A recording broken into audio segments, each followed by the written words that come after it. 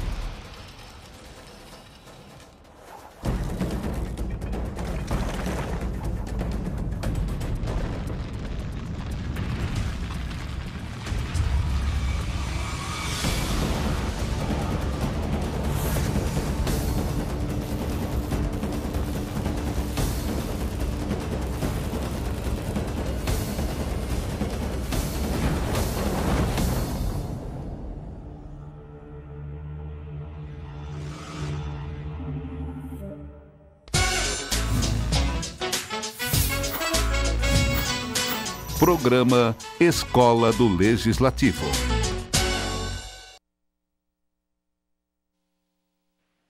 Olá, boa tarde, sejam todos bem-vindos. Começa agora mais um programa da Escola do Legislativo da Câmara Municipal de Uberlândia. Nosso programa é transmitido pelo canal 9.3, TV Câmara Uberlândia. Através dos nossos programas, você fica por dentro de tudo o que acontece na política em Uberlândia, em Minas Gerais e no Brasil. Muito mais simples, com muito mais transparência.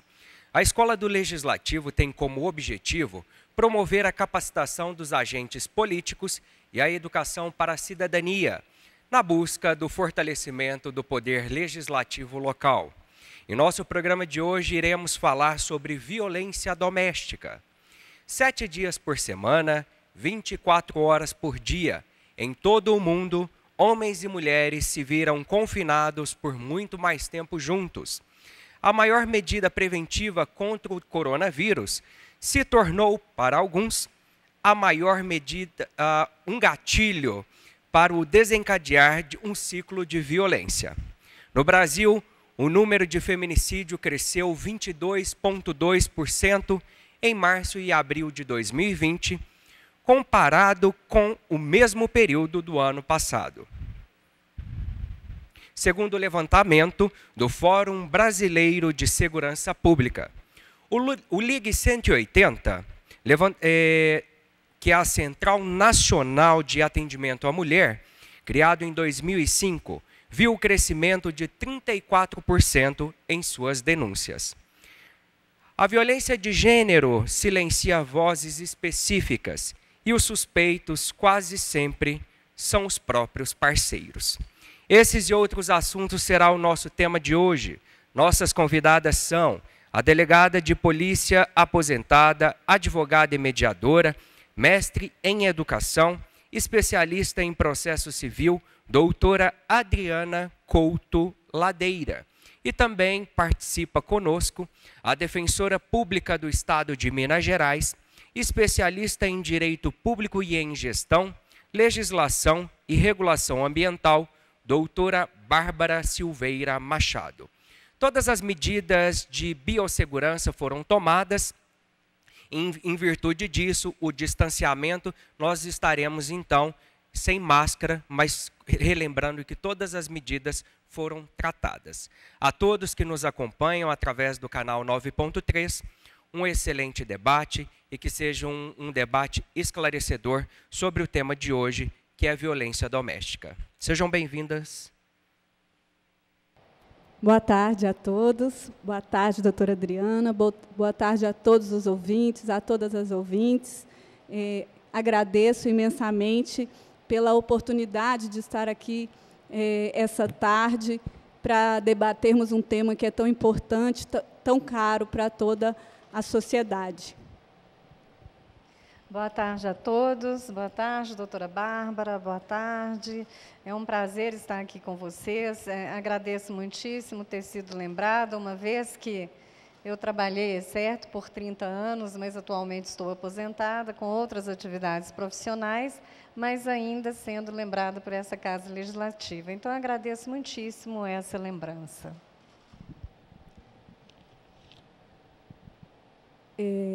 A violência doméstica contra a mulher, apesar de ser um tema antigo, né, acontecer há centenas de anos na sociedade mundial, ela nunca foi um tema tão recente, né? Como ressaltado inicialmente, a pandemia ela alarmou os índices que já eram bem assustadores em nosso país. Então, ao lado da pandemia do Covid, nós temos uma pandemia silenciosa que também assola o mundo todo e assola também de uma forma muito grave o nosso país. A violência doméstica tem dados assustadores no Brasil, agravados após a pandemia, né? Os feminicídios aumentaram 22%, e isso é muito significativo. A partir do momento em que a mulher no Brasil ela é muito mais segura na rua do que dentro de casa, isso deve nos preocupar de forma muito especial. E nesse momento, né, para o país em que se debate política, em que se procura por candidatos que mudem a realidade do nosso país, esse tema, a preocupação com esse tema é de primeira ordem. Não é, doutora Adriana? Não é importantíssimo? Com certeza, doutora Bárbara.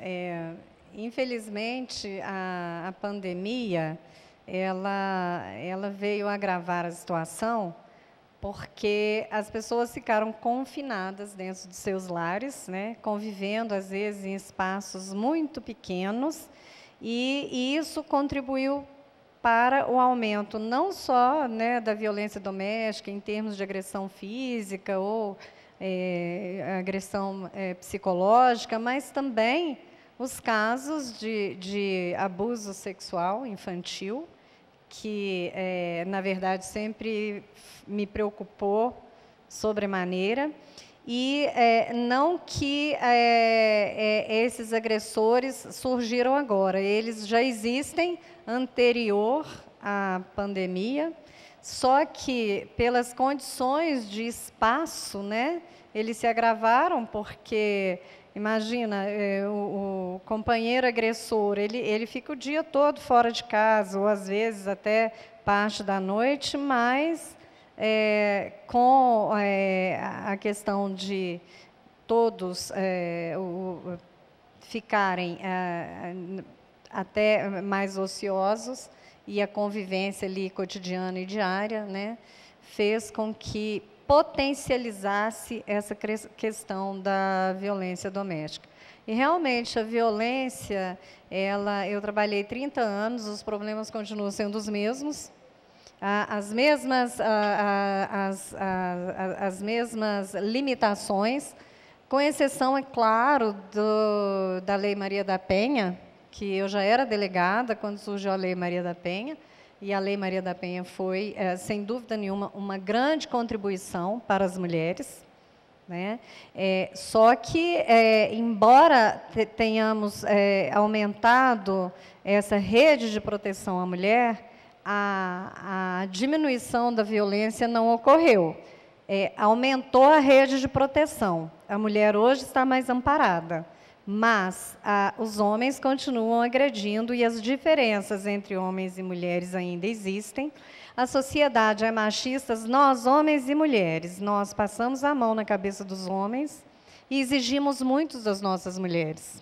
E isso está tão entranhado no inconsciente coletivo que, às vezes, nem sequer nos apercebemos que estamos cometendo atos machistas, né? Isso é que eu acho preocupante, e que, para combater isso, no meu entendimento, a gente teria que ter uma mudança de cultura e mais investimento em educação. Eu concordo integralmente com a doutora. Estou há 13 anos na Defensoria Pública, especializada na defesa da mulher, desde o meu ingresso, atendendo mulheres, meninas e adolescentes que sofrem as mais diversas formas de violência, seja violência física, seja violência moral, a violência sexual. E a gente vê que, desses 13 anos para cá, a legislação foi melhorada, ao que parece, até mesmo a sociedade tem visto a violência doméstica como uma questão mais grave, mas, apesar disso, nós não verificamos diminuição nos índices, né, como a doutora Adriana mencionou. E isso reflete exatamente a nossa sociedade patriarcal e a nossa sociedade machista, que, infelizmente, ainda é uma realidade e que, infelizmente, muitos ainda insistem em negar, porque é uma coisa naturalizada, né? Esses 13 anos de prática, percebendo que mulheres e meninas, como eu disse antes, estão menos seguras dentro de casa do que nas ruas. Por que eu falo isso? Porque as estatísticas demonstram que as agressões, a violência sofrida pela mulher, ela ocorre principalmente dentro de casa. Então, a mulher ela sofre mais violência dentro de casa, dentro do seu lar, do que fora. As mortes violentas por mulher, elas são na ordem de 70% das mortes violentas contra a mulher são ocorridas dentro do lar.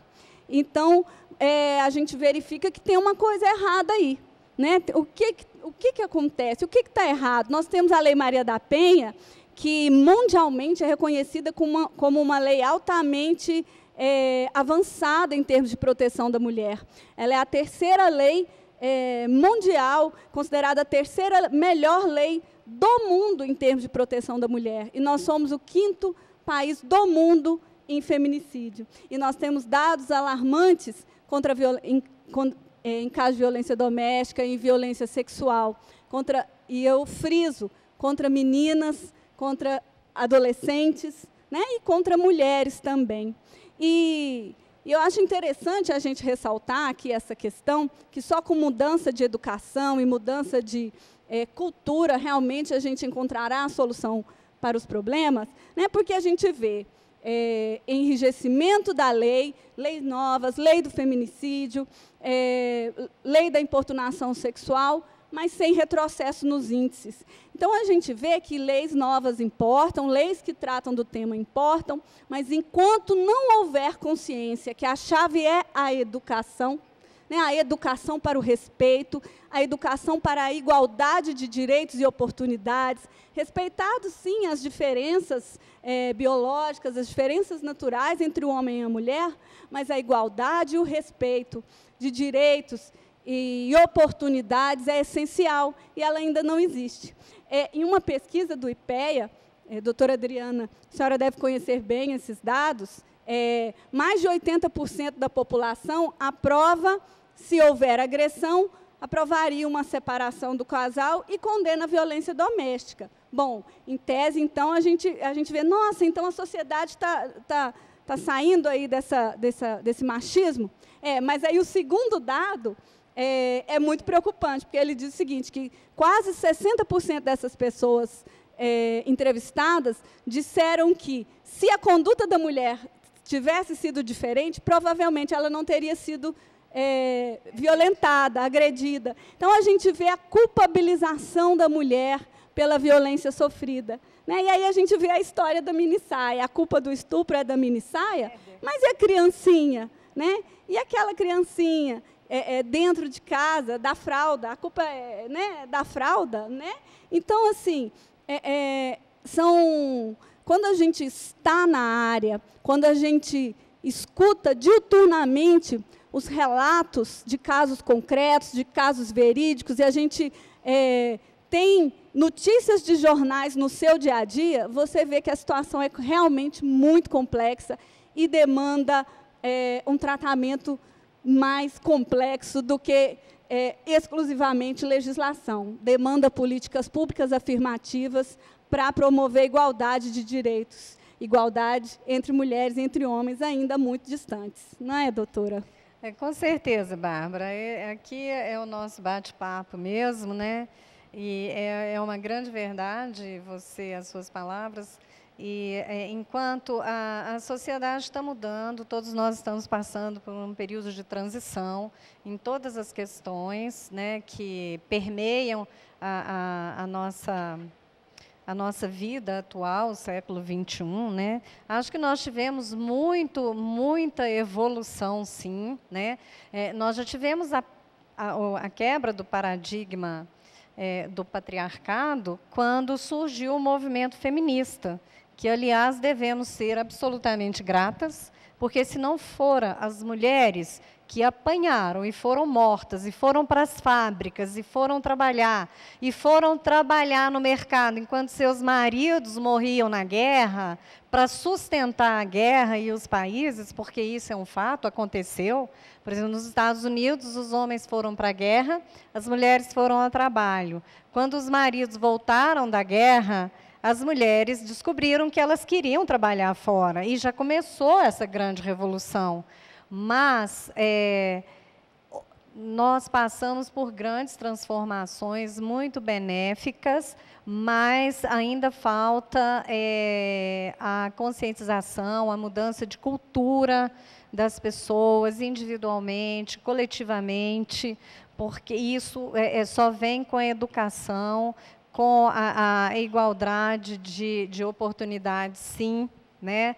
E também um despertar da consciência dos homens, que eles não devem resolver seus problemas com violência, Mas as mulheres também não devem depositar a sua felicidade numa figura masculina, né? Nós, mulheres, temos que entender que nós somos primeiramente felizes, independente da existência de um parceiro na nossa vida.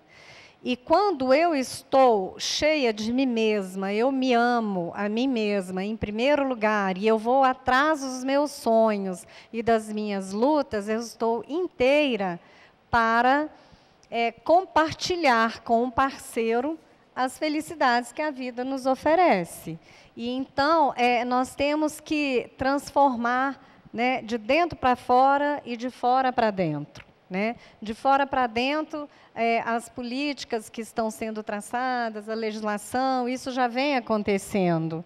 Agora, nós temos que também promover essa mudança interior, de que o homem não tem que resolver nada na força. Então, nós, mães, temos que educar os nossos filhos, que eles não têm que bater, nem chutar, nem cuspir. Né? E os homens que não tiveram oportunidade de ser educados por mulheres que têm uma posição mais firme nesse sentido, que tem que colocar a mão na consciência de aprender, né, a viver socialmente sem agredir. Porque o homem, ele vai para o trabalho, o empregador não vai agredi-lo. Por que ele vai agredir a mulher dele dentro de casa?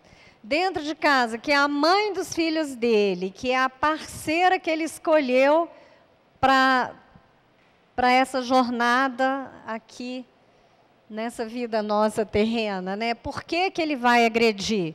É uma incapacidade de diálogo. A sociedade sofre com uma incapacidade de diálogo. A nossa sociedade está muito doente, exatamente nesse aspecto, pela incapacidade do diálogo. E o que nós vamos poder fazer a respeito disso? Melhorar a educação. É interessante que as mulheres foram para o mercado de trabalho, mas elas não têm com quem deixar seus filhos. E nós não temos escola em período integral. A escola em período integral ajudaria por demais as mães, porque as pessoas precisam trabalhar, porque nós precisamos de mobilidade social. Se a gente não rompe esse ciclo de pobreza, nós vamos ficar repetindo: eu fui pobre, meu filho será pobre, meus netos serão pobres. E nós precisamos de dar oportunidades para todas as pessoas de ter acesso à escola, de ter acesso a práticas esportivas, se fortalecerem através do esporte, porque o esporte fortalece as pessoas emocionalmente. E, com isso, ela tem uma produtividade melhor no ensino, e para isso acontecer, não é de 7 às 11h30, ou 7h30 ao meio-dia, que vai ocorrer essa mudança, não. As escolas públicas, necessariamente, deveriam ser em período integral, e com práticas esportivas, desenvolvimento de música, a prática de dança, esporte, em todos os sentidos, né? Judô, karatê, se possível natação, já é uma estrutura mais difícil, né? Mas, enfim, por que nós não temos escolas em período integral? As mães estariam trabalhando, seus filhos protegidos dentro da escola. As mães voltam de casa, pegam seus filhos. É uma forma de restauração da paz. Agora, outra reforma seria uma reforma muito íntima dessas mulheres, de não suportarem ao primeiro sinal de violência, né? E isso aí é um processo delicado, complexo, né, doutora Bárbara, como você bem disse, porque a gente não muda, né? Eu nasci assim, fui sendo criada, a gente não consegue ter luzes sozinha, isso não acende assim. A gente precisa de apoio, de reforço, de acolhimento, de compreensão, para a gente poder mudar e pular, dar um pulo de patamar para uma sociedade melhor e mais construtivista, que constrói o ser ao invés de destruí-lo. Exatamente. Tudo passa aí, né, pela educação, que a gente diz. E a violência doméstica, a gente verifica que ela ocorre normalmente como uma forma de espiral. Ela começa com a violência verbal, a violência psicológica, a violência moral. Né? A violência psicológica é aquele sofrimento psicológico, de xingamento, de proibição de ter contato com familiares, proibição de ter amigos, proibição de usar a roupa que ela bem entende, até pelo fato de diminuí-la enquanto pessoa, diminuir os seus atributos, dizer que ela é incapaz para fazer qualquer atividade na vida e que ela é incompetente. Então, a gente verifica que isso, por determinação expressa, né, da Maria da Penha, da Lei Maria da Penha, é uma forma de violência. E a violência doméstica, a gente vê que ela é uma espiral. Ela inicia em forma mais branda, mas é uma forma de violência e ela vai aumentando, até atingir outras formas, a forma física, a forma sexual. Mas também não é porque é violência só psicológica, que não tem a marca física, que ela deixa de ser grave. Né? A gente vê mulheres que adoecem diuturnamente em razão da violência doméstica sofrida, que tornam-se menos produtivas em seus trabalhos. Então, nós temos inúmeras pesquisas nesse sentido. E é muito importante termos consciência do quão destrutiva para toda a sociedade a violência contra a mulher, porque aí nós talvez começamos a fazer ações em nível de educação e cultura. O que eu quero dizer é que a violência contra a mulher, ela é gravíssima para a mulher, ela tem consequências terríveis para todas nós, consequências de âmbito psicológico e de âmbito físico, mas ela também tem consequências gravíssimas para toda a sociedade. Então, nós vemos que ela impacta diretamente na seguridade social. Nós vemos mulheres afastadas, seja porque foram agredidas, afastadas de seu trabalho, porque foram agredidas ou porque desenvolveram síndrome do pânico, depressão, dentre outros problemas de ordem mental, de ordem psicológica. E nós vemos homens também presos, sobrecarregando o sistema penitenciário, que no Brasil já é uma bomba, né, em razão da prática do crime de violência doméstica, e também com o auxílio reclusão. Então, nós dizemos que a violência doméstica impacta a seguridade social, ela impacta o emprego e a renda, né, porque, às vezes, aquela empresa vai ter um prejuízo porque o homem cometeu a violência doméstica e foi preso, ele interrompeu o processo de trabalho daquela empresa, porque o seu funcionário foi preso pela prática de um crime, ou a sua funcionária afastou por ter sofrido a violência. Nós vemos também que impacta demasiadamente a vida das crianças.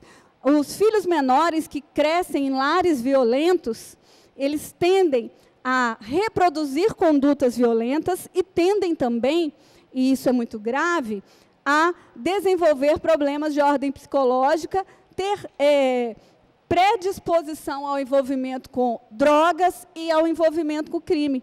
Então, informalmente, a Defensoria, nós da Defensoria fizemos uma pesquisa nas unidades penitenciárias daqui de Uberlândia, e nós verificamos que grande parte dos presos ali, eles vivenciaram um lar violento, eles conheceram a violência doméstica dentro de casa. E essa pesquisa foi feita com mulheres. E grande parte das mulheres presas, elas vivenciaram a violência não só com seus pais, mas também com seus companheiros e maridos, e acabaram presas por envolvimento aí nessas situações de violência.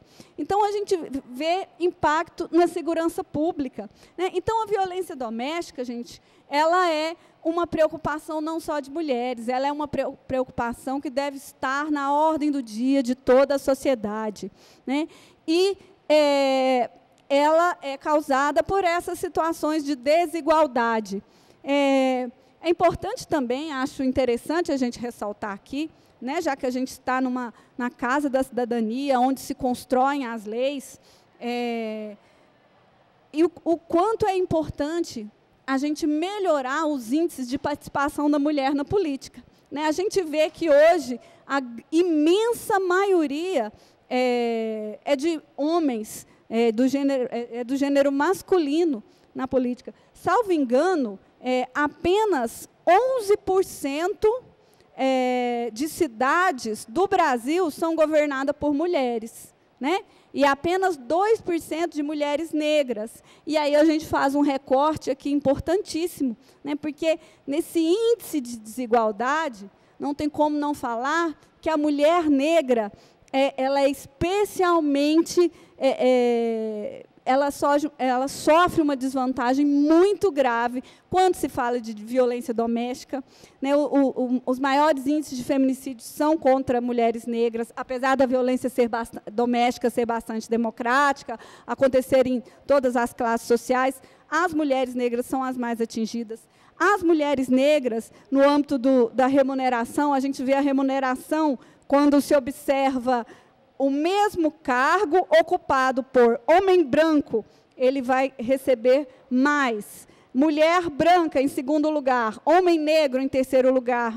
Mulher negra, em terceiro lugar. Então, elas são as mais mal remuneradas, elas são as maiores vítimas de violência, elas são aquelas que estão a cargo das profissões mais mal remuneradas. Então, tudo isso tem que ser observado se a gente quer efetivar o que a Constituição nos traz, que é a igualdade de raça, que é a igualdade de gênero, né? Igualdade entre homem e mulher. E isso é importantíssimo para que tenhamos uma sociedade justa, uma sociedade igualitária e um país verdadeiramente democrático. Né? E isso ainda está a algum passo de ser alcançado no Brasil. E, nesse momento, é importante a gente ver, volta aqui ao assunto, a participação da mulher na política. Né? Então, eu tenho que chamar a atenção para uma campanha que o Núcleo de Defesa da Mulher Estadual da Defensoria Pública está fazendo, e o Colégio Nacional de Defensores Públicos, para que todos tenham atenção em candidatas mulheres. Né? É uma ação afirmativa para que verifiquem as candidatas mulheres de seu município, né? Votem naquelas que vocês entendam capazes. Vamos colocar mais mulheres na política. Vamos, claro, observar. Ninguém, gente, a gente ouve a crítica, mas não importa se é mulher, se é homem, tem que ser pessoa honesta, tem que ser pessoa trabalhadora. Claro, isso é elementar, né? Seja homem, seja mulher, mas vamos olhar com carinho para as mulheres, para a participação das mulheres na política, né? E vamos respeitá-las, vamos respeitar, vamos incentivar, né? Para que nós alcancemos pelo menos aqueles 30% que a lei determina, e que até nem sequer esses 30% a gente já alcançou no âmbito do executivo. No âmbito do legislativo, eu não tenho dados recentes, mas no âmbito do executivo eu sei que a gente ainda não alcançou. Participação na política, participação em cargos de poder, em cargos de decisão. Né? As mulheres são a minoria na chefia nas empresas, as mulheres são a minoria nas chefias de órgãos públicos. Então, isso tudo é fruto do machismo estrutural em nossa sociedade. E relembrando aqui, né, que a doutora falou das feministas, falar em feminismo hoje se tornou quase um xingamento, né? Se tornou um tabu. Assumir-se feminista hoje, para muitas pessoas, é motivo de crítica. E eu digo aqui, com todas as letras e com todo o orgulho, que eu sou feminista, agradeço as feministas que vieram antes de mim, sendo mãe, sendo esposa, e não acredito que isso seja um tabu, Porque não se pode confundir o feminismo como um contrário de machismo, né? O feminismo é aquele que quer que a mulher, é aquela que luta para que a mulher tenha apenas oportunidades, direitos iguais e respeito, gente. Esse é o cerne do feminismo, né? Oportunidade, direitos iguais e respeito. Aquelas mais exaltadas que buscam uma superioridade da mulher, uma supremacia da mulher, isso, gente, se chama femismo. E não é isso que a gente quer. A gente quer direitos e oportunidades iguais, a gente quer respeito, a gente quer menos violência, a gente quer que nossas filhas estejam seguras dentro de casa e fora de casa. E, para isso, pedimos a todos, a toda a sociedade, que mudem o seu pensamento, que pensem que mulheres podem estar onde elas quiserem, que pensem que homens e mulheres devem ser respeitados da mesma forma, apesar das diferenças biológicas, né? É isso, né, doutora? Brilhante, doutora Bárbara. É exatamente isso. Acho que existe uma confusão muito grande no significado de feminismo, porque o feminismo foi um movimento histórico que marcou a mudança de ciclos da humanidade, né? Nós tivemos a era do carvão, né? A era do patriarcado, a era do carvão, aí a era do patriarcado foi quebrado com o surgimento dos movimentos feministas. Isso é história. Não estou falando que você tem que sair levantando bandeira, tirando roupa, arrancando roupa, né? Se entender que feminismo é isso, eu jamais serei feminista. Porque, com certeza, não vou arrancar minha roupa. Exatamente. Né? E nem vou arrancar meu sutiã para queimar. Mas isso foi lá atrás, num período que foi a forma de contestação que surgiu naquela época. Em 1969, que teve a queima dos sutiãs, que foi uma queima simbólica para significar que nós somos livres, nós estamos livres. Naquela época, o movimento entendeu que isso seria uma forma de chamar a atenção, e foi mesmo, né? Não deixou de ser, né? Porque você tem que vir com uma postura, marcado, né? Com um marketing suficientemente forte para chamar a atenção das pessoas. Então, foram movimentos que aconteceram lá atrás. O que me deixa muito triste é que esses movimentos aconteceram e nós saímos da era do carvão, entramos, né, em era industrial, e hoje a gente está entrando na era solar. Por que é era solar? A matriz energética do mundo está mudando. Né? Então, isso são marcos do desenvolvimento da humanidade. São marcos. Só que a humanidade ainda não, em muitos países adiantados, que também sofrem a questão da violência doméstica, mas acredito que até em menor número, porque as mulheres elas têm mais oportunidades de acesso às escolas, de acesso ao ensino, e tem mobilidade social. Eu falei já anteriormente na mobilidade social, e a mobilidade social, como você conquista? Entrando na escola, entrando numa universidade, principalmente no Brasil, você faz uma universidade que você tem mais chances de emprego, o que é diferente, por exemplo, num país como a Alemanha, que você não precisa ter um curso superior para ser bem remunerado e ter uma vida de padrão de qualidade. Então, assim, guardadas as devidas proporções, né, porque são países extremamente adiantados, né, e que têm uma população mais esclarecida intelectualmente, culturalmente. Né? Mas a violência doméstica ela está dentro de lares de pessoas com esclarecimento intelectual. Mulheres de médicos, mulheres de juízes também apanham, é curioso, né? Não é só, é como a doutora Bárbara falou, a violência doméstica ela é muito democrática. A gente deveria ser democrático no diálogo, no compartilhar alimentos, né? Mais democrático na fraternidade, né? Deveríamos ser uma sociedade mais fraterna. O que acontece? Não, a gente democratiza a violência, né? Que incrível, né? Como os valores estão invertidos, estão reversos, né? Então, onde que nós vamos resgatar os valores sociais, os valores da humanidade, né? Nós temos que promover cultura, escola, formação. E essa formação que vai permitir que essas pessoas que vêm de um lar mais simples, que quebrem seu ciclo de violência, porque é como a doutora Bárbara disse, a gente repete aquilo que a gente recebeu. A violência ela é cíclica. As pessoas que sofreram violência na infância tendem a repeti-la na vida adulta. As pessoas que sofreram abuso sexual na infância tendem a repeti-lo na vida adulta.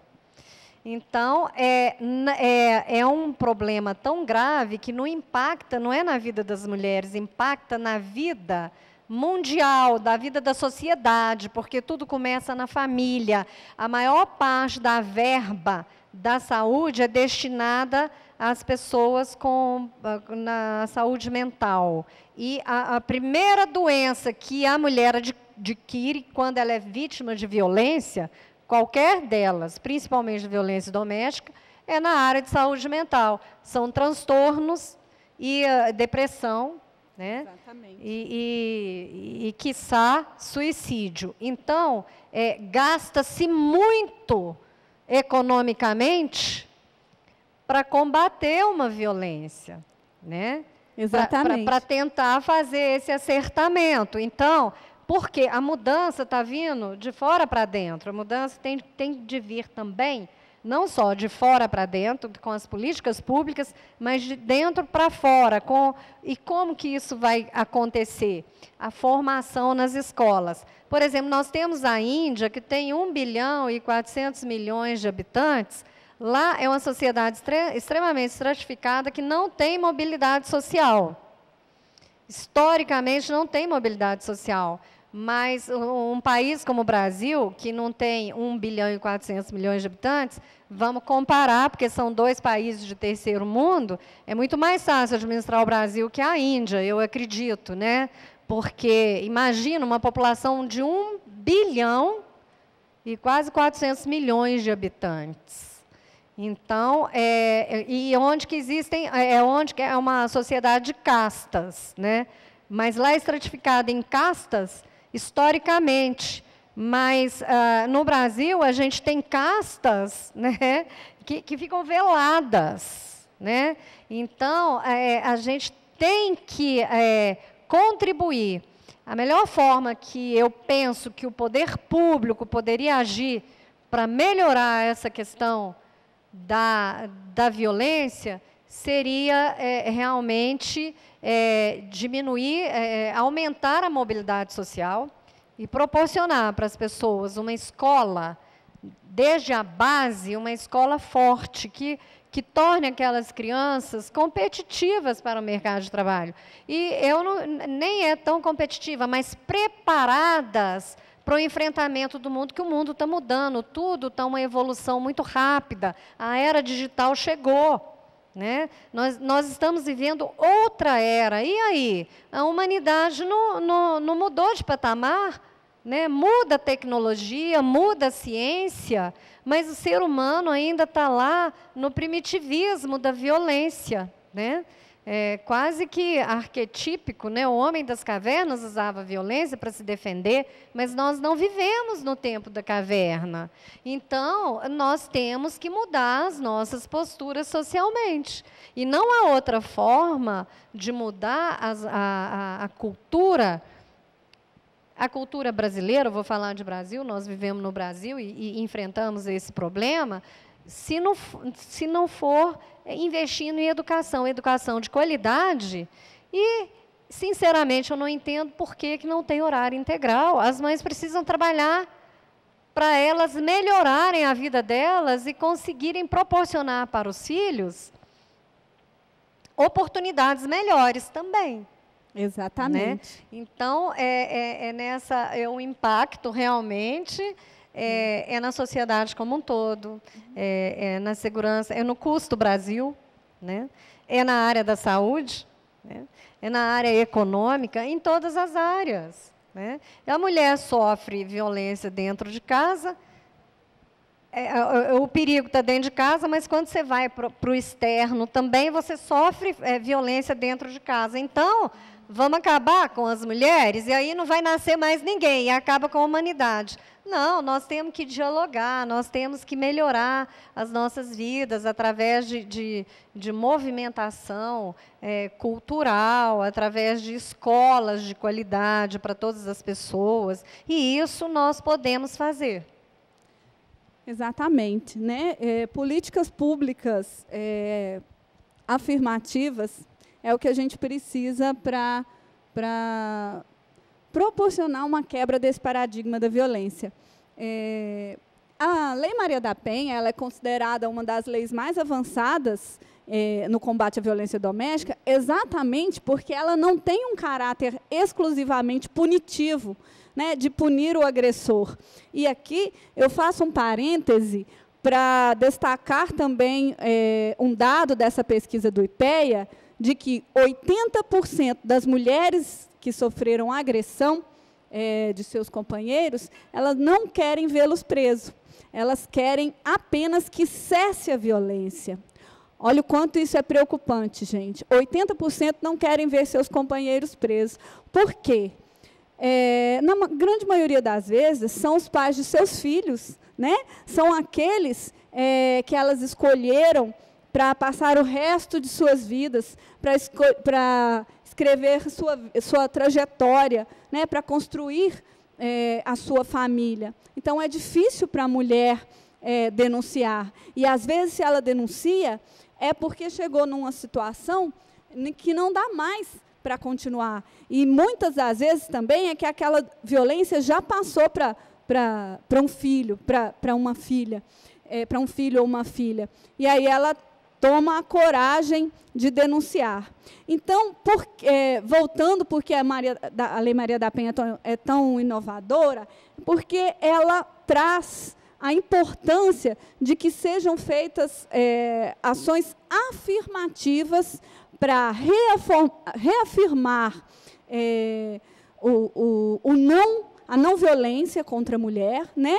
Afirma que a violência contra a mulher é uma violação de direitos humanos, uma das mais graves e das mais corriqueiras, né? Das mais banalizadas. E ela diz que os estados, em suas 3 esferas, seja no âmbito federal, estadual ou municipal, e também em seus 3 poderes, executivo, legislativo e judiciário, tem que agir de forma positiva, criando mecanismos para coibir desigualdade e coibir violência.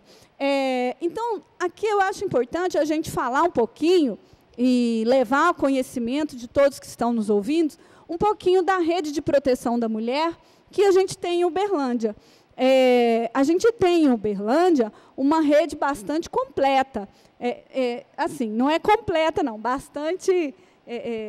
até completa se a gente comparar com outras cidades do Brasil.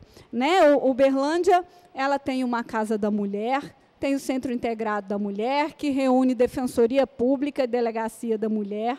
Na Casa da Mulher, nós temos o atendimento psicossocial, nós temos o atendimento por meio de 2 delegadas, e temos o atendimento da Defensoria Pública, que entra com as ações jurídicas da área de família necessárias. Ali concentramos o atendimento a essa mulher que necessita do apoio psicossocial e do apoio jurídico quando é vítima de violência.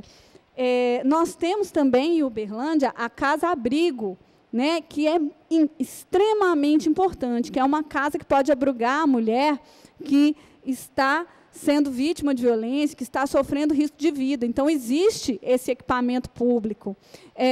Existe também a PPVD, que é a patrulha de prevenção à violência doméstica da Polícia Militar, que atende exclusivamente os casos de violência doméstica. Temos, no âmbito de organizações sociais, nós temos o SOS Mulher, que é uma ONG que já está em nossa sociedade há anos, que tem um trabalho muito bacana também de atendimento psicossocial, atendimento social a mulheres em situação de violência. Temos agora, no Hospital de Clínicas da Universidade Federal de Uberlândia, o NUA Vidas, que atende mulheres e crianças, meninas vítimas de abuso sexual, violência sexual.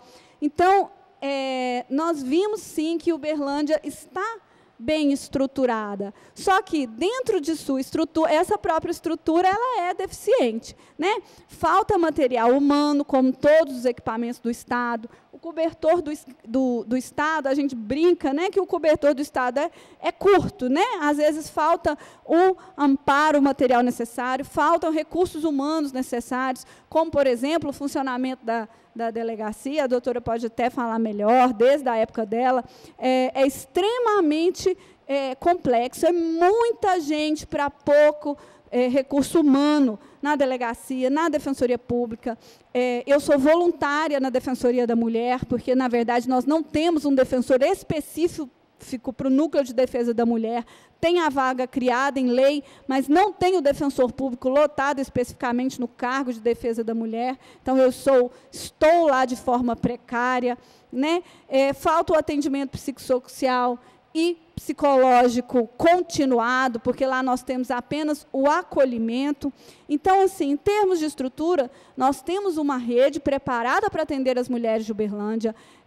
Digo sempre às mulheres que não estão sozinhas, têm onde a recorrer, né? Mas ainda há muito que melhorar. E isso é realidade de centros do tamanho de Uberlândia. Cidades menores, as mulheres não têm nenhum centro de referência, e isso é muito grave. É importantíssimo que se espalhe pelo Brasil um centro de referência para essas mulheres, talvez não completo, como temos em cidades maiores, mas que se tenha um centro de referência com profissionais capacitados para entender a gravidade e a peculiaridade que é essa forma de violência. Vou mais longe, doutora Bárbara. Cada bairro deveria ter um centro de referência, assim como cada bairro tem uma assistência de saúde, um posto de saúde.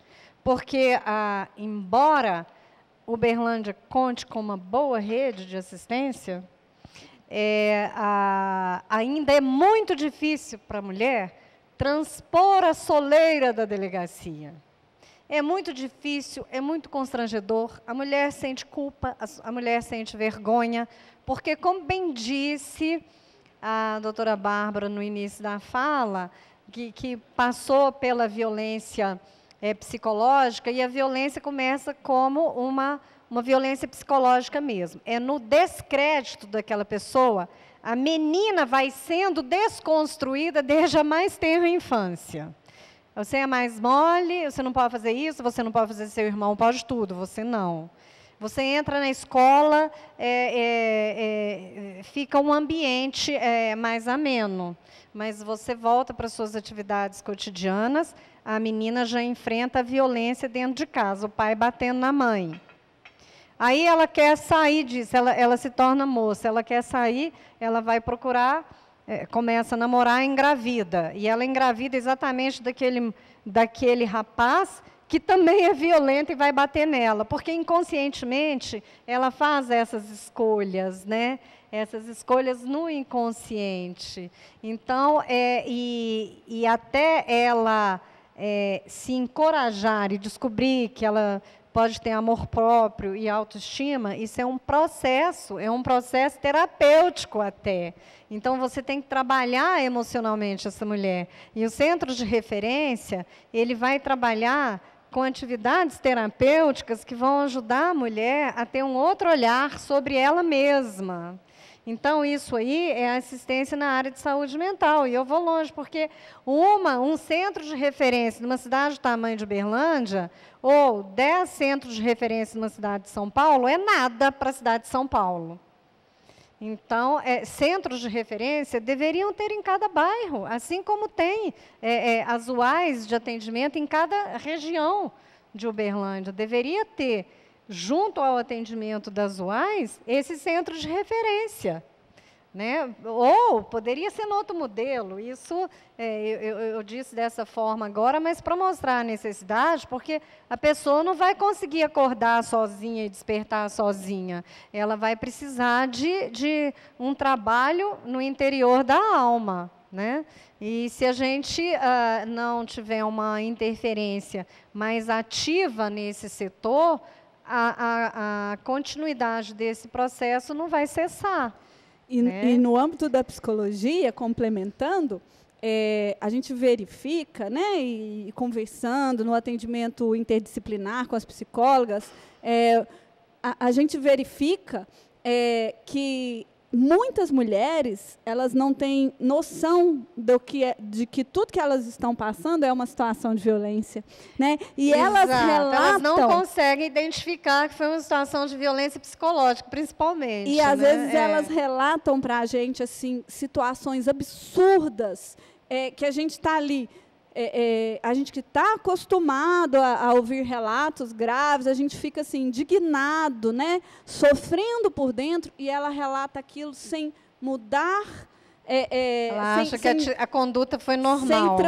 Sem não, homem é assim mesmo. Sentimento. Homem é assim mesmo, né? Exatamente. Homem é assim mesmo. Então, ela não consegue se enxergar dentro de uma situação de violência. Não. E aí, a não ser que aquela situação fique gravíssima, né, com uma agressão física, né, só aí que ela vai se enxergar naquela situação de violência e talvez, a partir daí, ter a consciência de que tem que sair dessa situação. E essa sua fala é tão interessante, doutora Bárbara, porque quando eu comecei a trabalhar, nós não tínhamos a Lei Maria da Penha e não tínhamos centro de referência, não tinha no Hospital de Clínicas, não se atendia, e não existia a menor sensibilidade, né, a ponto de, assim, uma juíza, determinada ocasião, há quase 30 anos atrás, falar que, para uma vítima de violência doméstica, que o problema dela ela tinha que resolver em casa. Roupa suja se lava em casa. Então, essa palavra célebre, que é muito repetida, ela realmente existe, até no âmbito, hoje não, a justiça tomou outra consciência. Na época que eu entrei, não existia promotoras trabalhando em prol da violência contra a mulher, não haviam juízas e não havia defensoria pública como ela é hoje estruturada. Nem havia se estruturado a defensoria pública. Então, o que acontecia? As mulheres iam na delegacia, tinha que instaurar, era ameaça, eu tinha que instaurar um inquérito policial, remeter para a justiça. O inquérito policial por ameaça, o marido, o agressor, jamais iria para a cadeia, ele jamais seria afastado da convivência com aquela mulher, ela teria que voltar para dentro de casa. Então, eu falei, gente, mas que situação tenebrosa, né? Quer dizer, a mulher quer separar, ela tem que sair. Aí ela fica tão oprimida e tão acuada que ela acaba fugindo de casa, porque ela tinha que era fuga de casa, mas sem nada, até sem as roupas. Então, naquela época, hoje eu posso dizer que já prescreveu o crime que eu cometi, mas eu intimava os agressores na delegacia e eu os deixava o dia todo na delegacia esperando meu atendimento, porque realmente eu tinha muito atendimento.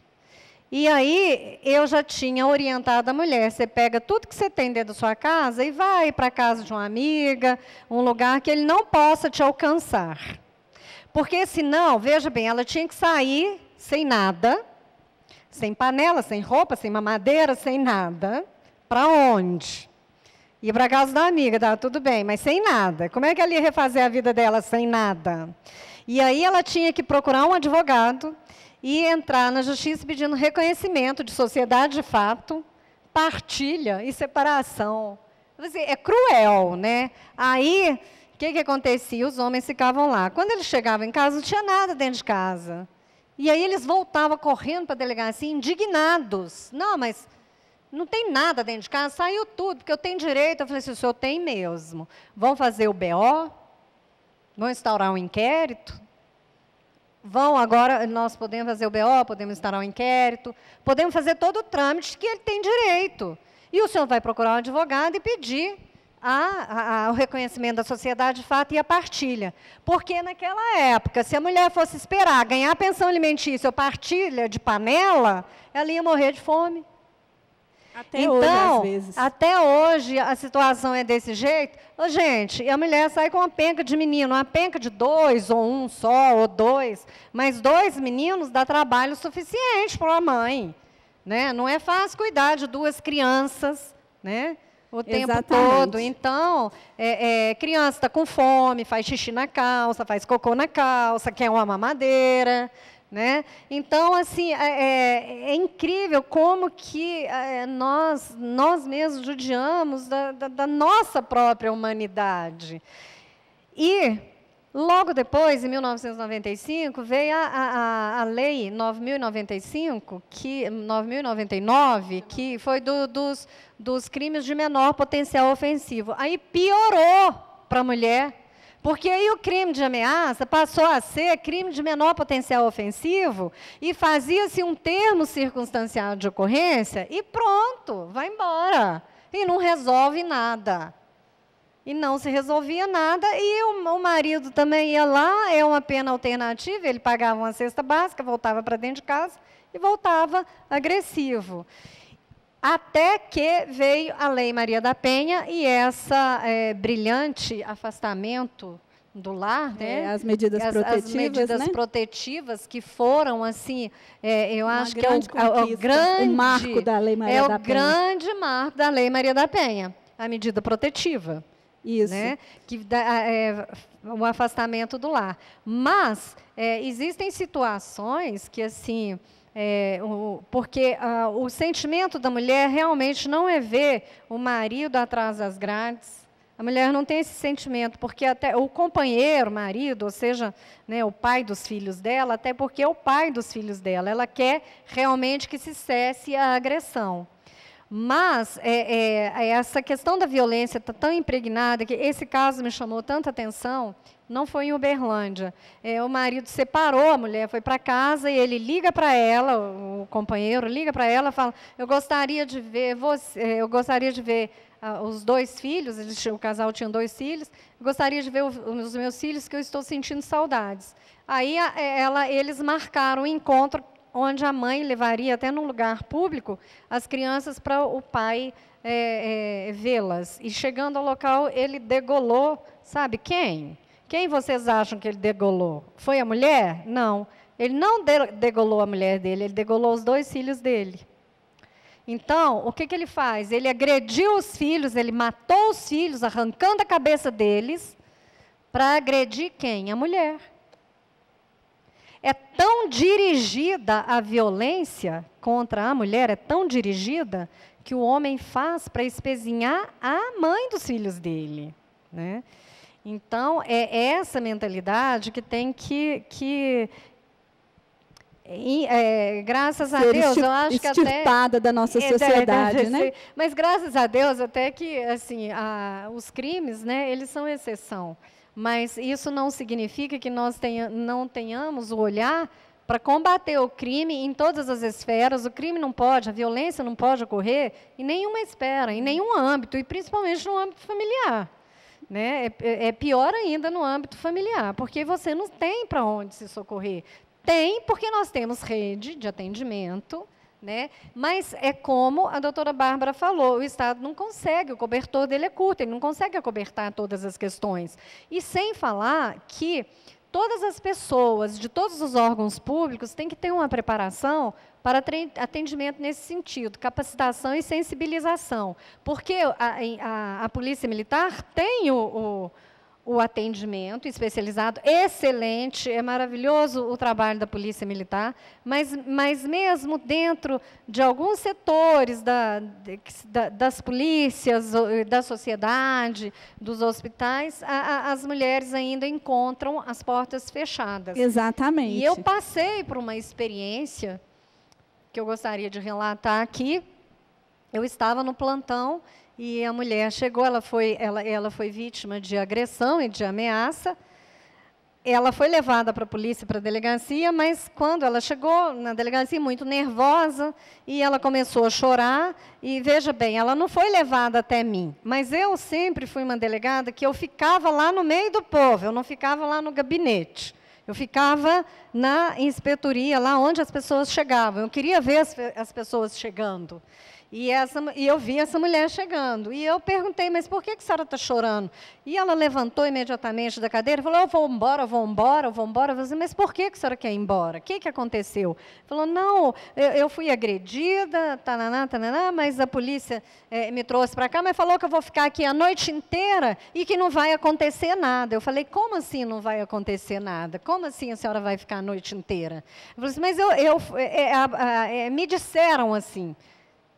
Foi os policiais que a levaram, que a convenceram disso. Né? Então, ela estava amedrontada, chorosa. Eu falei, não, mas a senhora está muito enganada, porque nós vamos fazer o flagrante agora. A senhora é o primeiro caso que vai ser atendido. Eu passei o caso dela na frente dos outros, em detrimento dos outros. Por quê? Ela era uma mulher com filho dentro de casa, foi agredida, né? E ainda sofre a violência institucional. Exatamente o que eu iria mencionar. A violência institucional por parte das instituições. Olha, você vai fazer um exame de corpo de delito no IML, é o pior lugar para você fazer. Né? Você passa, uma mulher vítima de estupro, ela vai ser examinada por um médico legista, é um médico legista, mas o local é inadequado. O ambiente é inadequado. A ambiência é a pior. Primeiro que você entra, você já sente o cheiro, porque é contíguo aonde os cadáveres ficam. Você já sente o cheiro de formol. Gente, precisa de ter um local adequado para o atendimento dessas vítimas. Né?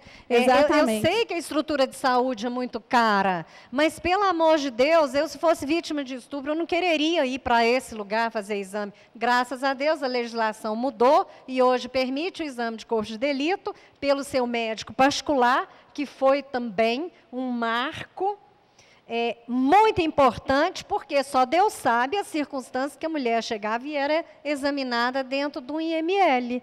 Não que os profissionais que estivessem lá dentro não tivessem sensibilidade. Sim, eles tinham muito, mas eles só tinham aquela estrutura física para poder atender, que não dava dignidade para uma pessoa que chega lá solapada, violada, estraçalhada, para ser atendida. Isso tudo que a senhora está relatando é a violência institucional, que está presente em todas as instituições do poder público, as instituições privadas também, porque somos reflexos da sociedade. As pessoas querem silenciar as mulheres com deboche.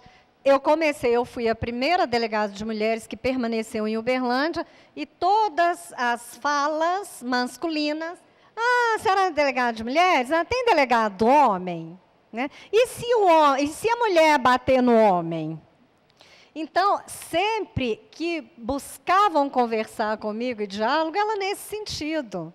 Né? Então, isso aí é extremamente preconceituoso e machista. Exatamente. Só que eu nunca, lógico que eu jamais iria dar continuidade a essa fala. Né? Não dava continuidade, você não tem como dialogar com essas ideias engessadas que estão passando na mente das pessoas. Daí a importância da educação e da capacitação contínua dos profissionais que lidam. Exatamente. Além da formação da sociedade, das pessoas, do cidadão, da cidadã brasileira, em boas escolas, existe essa sensibilização de todos os órgãos institucionais. Né? Porque a mulher também está sujeita a sofrer importunação de conotação sexual no trabalho. Né? Existe a diferença salarial, existe a importunação sexual. Dentro dos ônibus, isso também mudou, porque dentro dos ônibus, você entra em ônibus cheio de passageiros, né? É uma lata de sardinha, e os homens se esfregam nas mulheres. Isso acontece. Hoje, Hoje mudou, tem a importunação, né, A lei que de é importunação sexual, né? Que é uma conquista recente. Exatamente, a legislação recente, eu acho que foi até de 2018, não é? A mudança na legislação. Eu tenho aqui anotado, mas eu não vou procurar, porque a gente acaba esquecendo. Exatamente. Então, outra melhora que teve foi o estupro coletivo, que existe, nós tivemos estupro coletivo de uma menor que ficou na cela de menores. Olha, que absurdamente uma menor ser apreendida e ficar numa cela masculina. E ela foi estuprada por todas as pessoas que estavam lá. E eu tive aqui também, dentro de Uberlândia, uma mulher que foi para o presídio, e lá no presídio ela foi ludibriada, né? Na verdade, ela foi estuprada lá dentro do presídio. Né? E, curiosamente, né, também caiu nas minhas mãos, e quando o presídio levou o meu conhecimento, eles pensaram que eu iria tomar a providência no dia seguinte. Eu falei, não, pode ficar todo mundo aqui, vocês já vieram mesmo, já fica aqui que eu já vou fazer o flagrante agora. Porque isso são questões emergenciais que não dá para você esperar para amanhã. Você tem que fazer agora, você tem que examinar a moça agora. Né? E a pessoa tem que ficar trancafiada agora. E para ela ficar presa agora, sair do meio, eu tenho que fazer o flagrante. Então, tem que ter uma sensibilidade e uma atitude por parte dos profissionais. E o caso de Uberlândia, nós temos excelentes delegados de polícia que são extremamente atuantes. Né? E a sensibilização, acredito que mudou muito de todo o corpo policial, tem mudado muito ao longo dos anos, graças a Deus, mas é necessário que essa capacitação, essa sensibilização seja cotidiana. E nós vamos falar muito ainda de violência doméstica, porque eu tenho 30 anos que eu trabalho, até hoje o assunto é o mesmo. Não mudou nada, os problemas são os mesmos. Exatamente. Então, eu fico pensando, nossa, até hoje é a mesma coisa, não mudou, a legislação mudou, melhorou, mas a gente ainda, né, e as mulheres podem tomar consciência de que nós vamos continuar lutando, que a jornada é longa, não acabou, nós temos políticas públicas, sim, elas não são 100%, eu acho que o ideal de 100%, a humanidade não vai atingir, que ela atingiria a perfeição, e nós somos seres imperfeitos, mas assim a gente pode aproximar de um patamar mais palatável, né? Mais que a gente possa digerir melhor do que os patamares de violência que nós encontramos hoje, que tem políticas públicas, mas a violência só aumenta, ela não diminui. Então, há algo muito errado. Há algo muito errado. E eu acho que todas as pessoas sabem onde que está o buraco. Exatamente, doutora.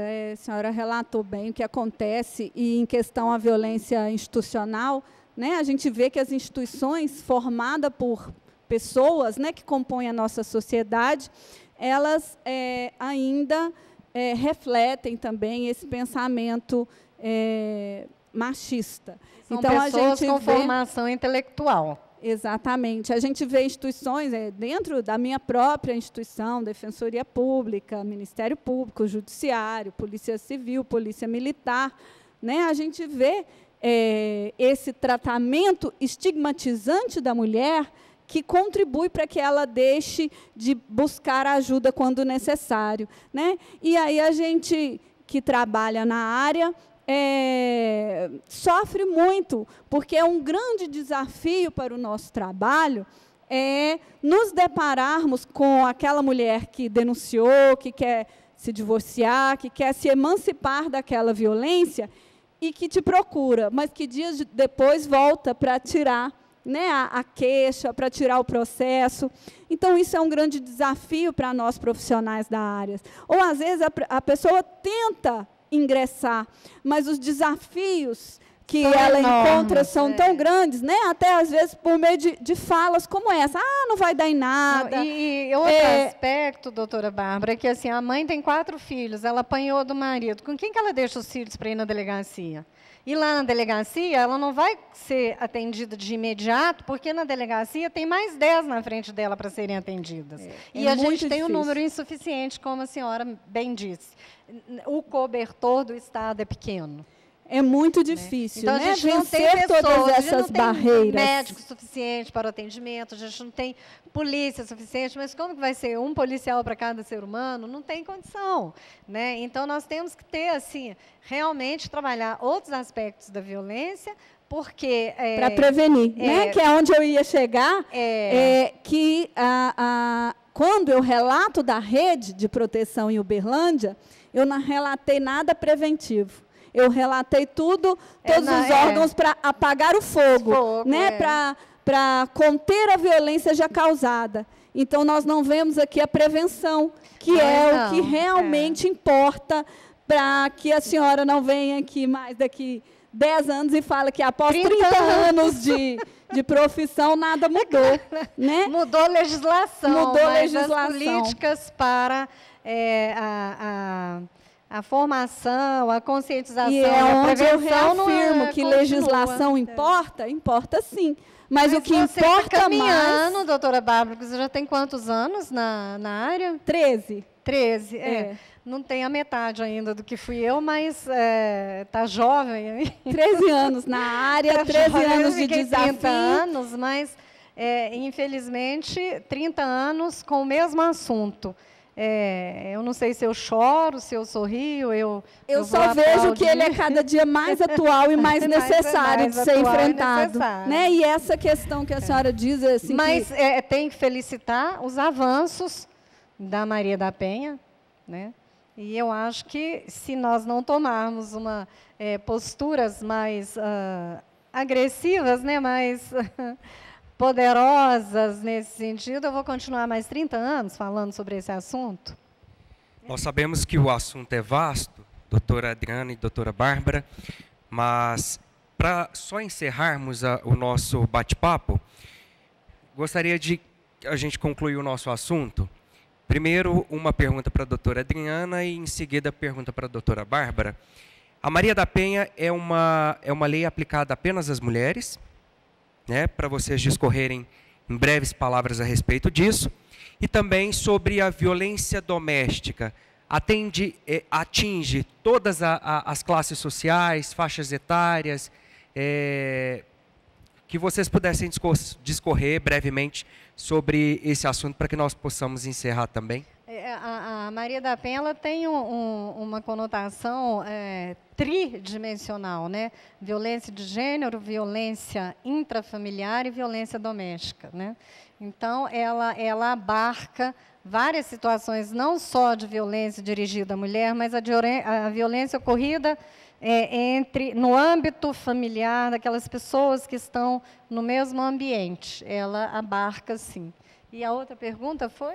Complementando a senhora, né? A Lei Maria da Penha ela é dirigida exclusivamente para a proteção da mulher, né? A gente vê que, embora... ela tem intrafamiliar, de gênero, e ela tem esses 3 aspectos. Ela né? tem um aspecto de violência necessariamente doméstica. ser uma violência cometida dentro, né, do âmbito familiar, né? A violência doméstica ela pode ocorrer contra um idoso, contra o homem, ela pode ocorrer contra qualquer um. Mas a proteção da Maria da Penha ela é exclusiva para a mulher. Por quê? Por que a gente tem a Maria da Penha só para a mulher e não para o homem? Né? É exatamente quando a gente fala que são necessárias ações afirmativas. Quando existe uma situação muito desigual, aquela desigualdade ela tem que ser combatida. Não dá para tratar igualmente os desiguais. Você tem que tratar os desiguais de forma desigual na medida dessa desigualdade. Já dizia Rui Barbosa há anos e anos atrás. Né? Então, a Lei Maria da Penha ela é uma ação afirmativa que veio para proteger a mulher, porque a mulher é a grande vítima das agressões sofridas no âmbito familiar. Então, a mulher ela sofre ali, ela é compelida a práticas sexuais que, mesmo dentro do casamento, que não quer, forçada, né? Ela é agredida de forma psicológica, ela é agredida de forma patrimonial, e a imensa maioria dessas agressões são cometidas contra mulheres. No início, ela foi editada em 2006, até houve um questionamento quanto à validade dela, se ela não feriria ali a igualdade entre homens e mulheres que a Constituição Federal traz. Mas entendeu-se, através de uma ação direta de declaratória de constitucionalidade, de 2012, veio o entendimento de que, sim, pode haver essa discriminação positiva, que, na verdade, não seria uma discriminação, é uma ação afirmativa, porque as mulheres estão numa posição de desigualdade e as mulheres são as grandes vítimas de violência doméstica em nosso país. A discriminação contra a mulher é tão grande e ela está tão enraizada no seio da sociedade que, se você vai nos presídios masculinos, a fila para visitar os presidiários, os educandos e reeducandos, ela é imensa, a família, a esposa, os filhos, a mãe, a irmã, ela é imensa.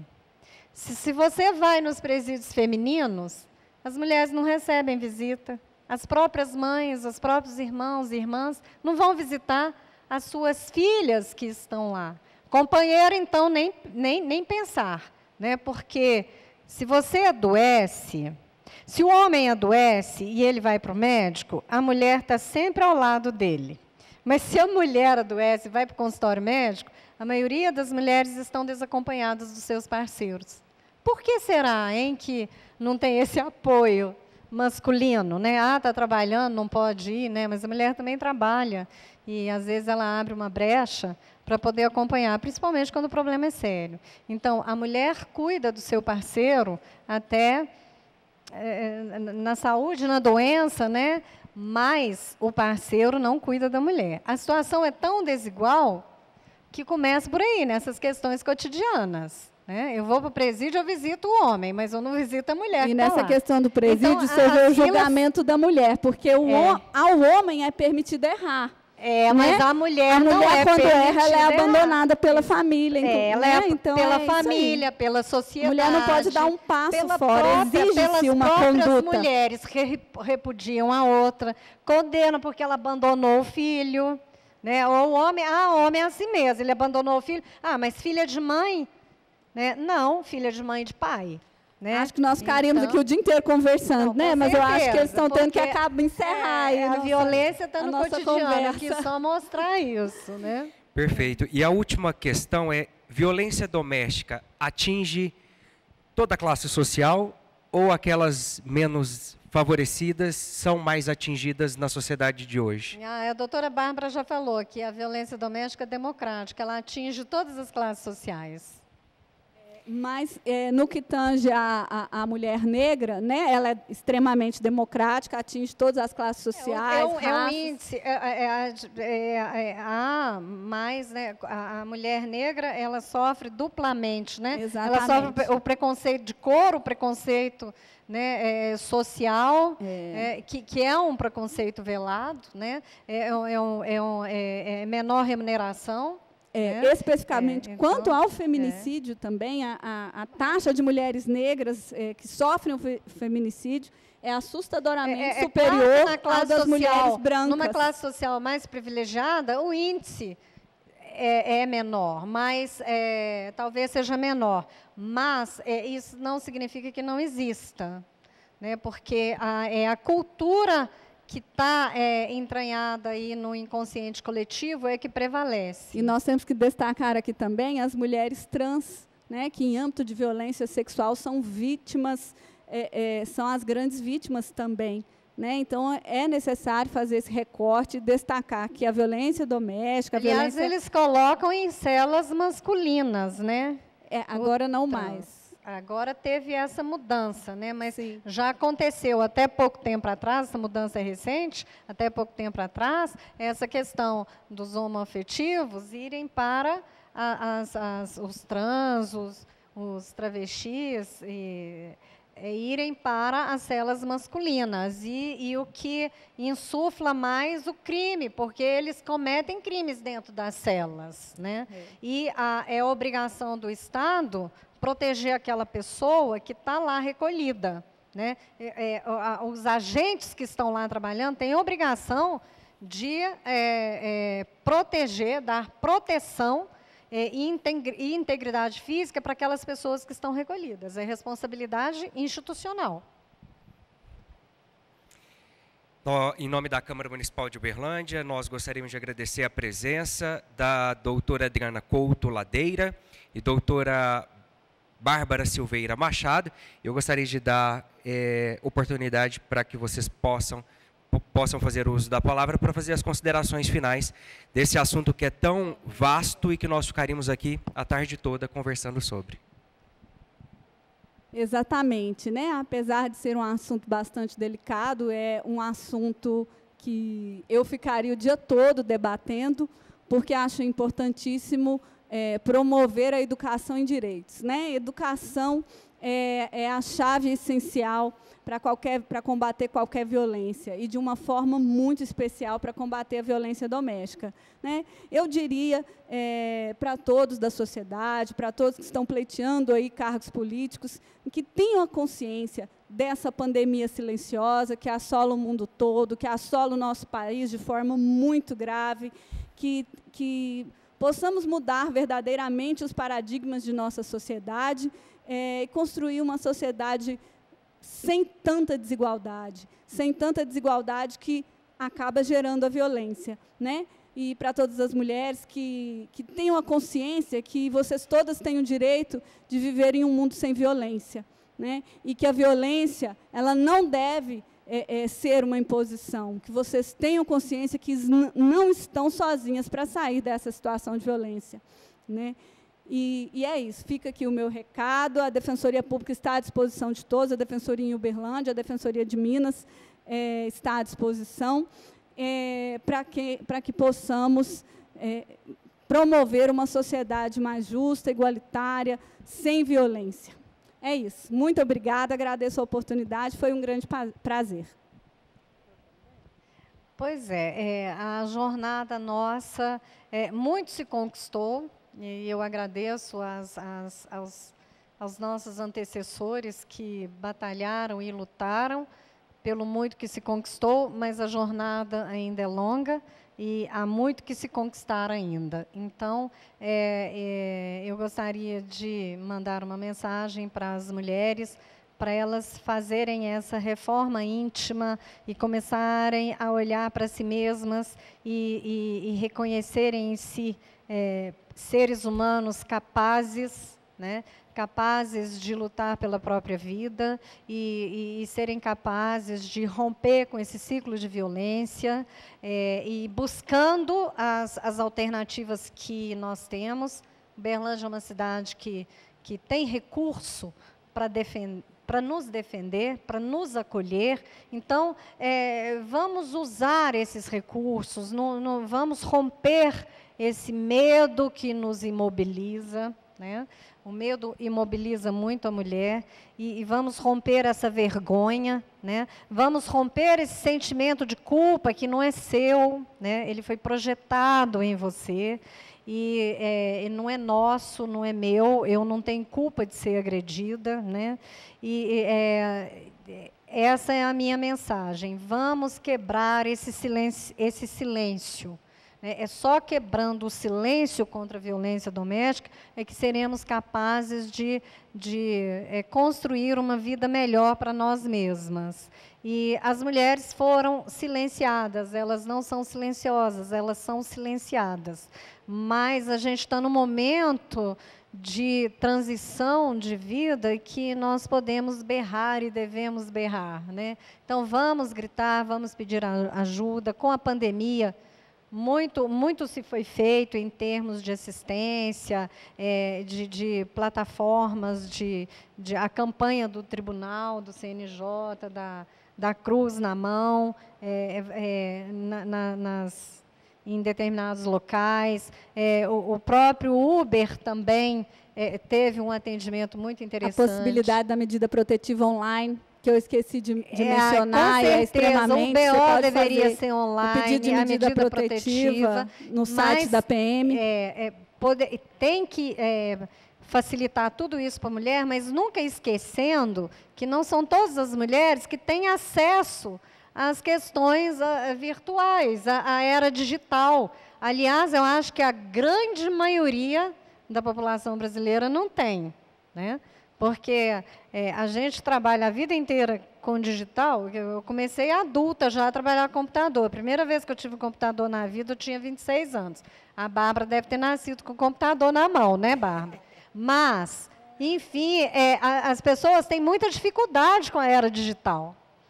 Então, tem que se colocar, tem que se proporcionar várias frentes de batalhas, não é só uma, né? É um combo, né, de atividades. Então, eu quero dizer para as mulheres que nós continuamos lutando e não vamos nos calar.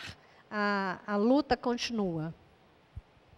Eu gostaria de agradecer, então, a participação da doutora Adriana e doutora Bárbara aqui no programa da Escola do Legislativo e lembrar você que nos assiste que, porventura, quiser fazer alguma denúncia, pode buscar o recurso através da Central Nacional de Atendimento à Mulher, apenas ligando 180.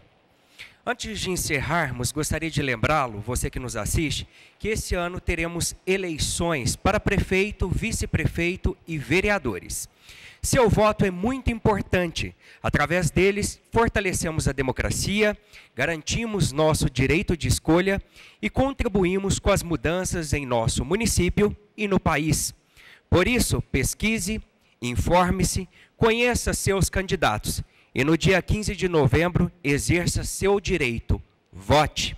A você que nos assiste, lembrando que você pode ficar por tudo o que acontece dentro da política através dos nossos canais. Nosso programa é transmitido pelo canal 9.3 TV Câmara Uberlândia. Muito obrigado pela sua companhia e audiência e até o próximo programa. Muito obrigado.